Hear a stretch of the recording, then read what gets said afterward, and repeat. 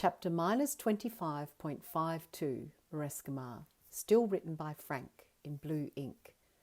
After waiting for our bodies to adjust to the atmosphere, those of us who hadn't already done so imagined our surfboards into being. Standing on the clouds of Noesis, looking down at the islands of time, I felt so happy. Who would have thought that we'd ever learn how to surf clouds? Mum and Dad looked as casual as you like with their wildly coloured boards, and so did Ben's parents, and Auntie Edie, and Uncle Eth. I grinned at Dad. "So good," I said. "The best," whispered Dad, using his hand to sweep back his hair. Then he whipped out some old-school goggles and said, "Let's go." He and Mum took off, sweeping their boards from side to side as they zoomed down towards Angel's Tower, right in the centre of the main building of Marescimar. We all surfed down behind them, going faster and faster, before landing on Angel's balcony, one after the other, with just the right amount of calm. Every time anyone comes to Marescimar, they need Angel's permission to visit. That way, as High Chancellor of the University, she's able to command the natural forces on the islands not to harm us. "Welcome, my dears," said Angel, wearing a wild Christmas hat. "You're just in time. Darling is serving main course right now. We've set places for each one of you." "Boo-yah!" shouted Miguel, zooming inside with a huge roar and a burst of golden smoke. "We decided to have our lunch in the observatory," said Angel. "There are only a few of us today, but we'll have a big Christmas dinner tonight down by the beach. You're all invited, of course." Darling was beside herself with excitement to see us. Come in, come in. Take a seat. I'll get more food." "Triple of everything for me," roared Miguel.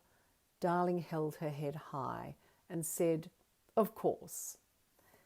"Did you like the fireworks?" shouted Solo from the other end of the table.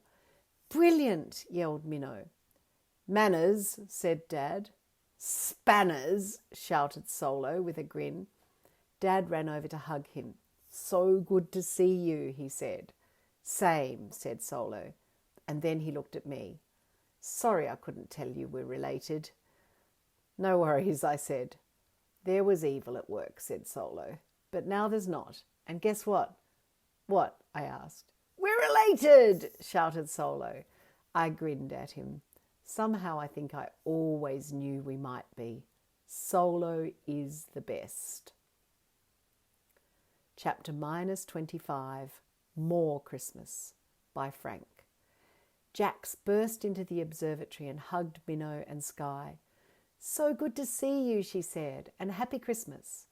"Same," said Sky, turning around and flaring out her wings. "Oh, you have wings again," said Jax. "Of course you do." "And we still got to know one another back at home," said Minnow. "Our parents were introduced when we were young." Jax beamed. "That was my doing," said Athena. "Well done," said Jax. "And I have a surprise for you, dear Athena. My mother and father are here." A tall, dark woman entered the observatory. She held an enormous staff of ice and wore a hat in the shape of an icicle. Beside her was a giant of a man with the kindest eyes.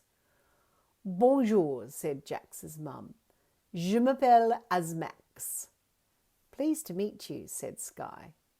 "Me too," said Minnow. "This is Sky and I'm Minnow."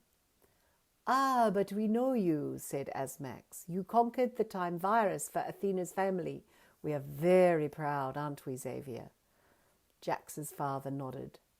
He reminded me of Ezekiel. Very quiet, but everything he did seemed to say so much.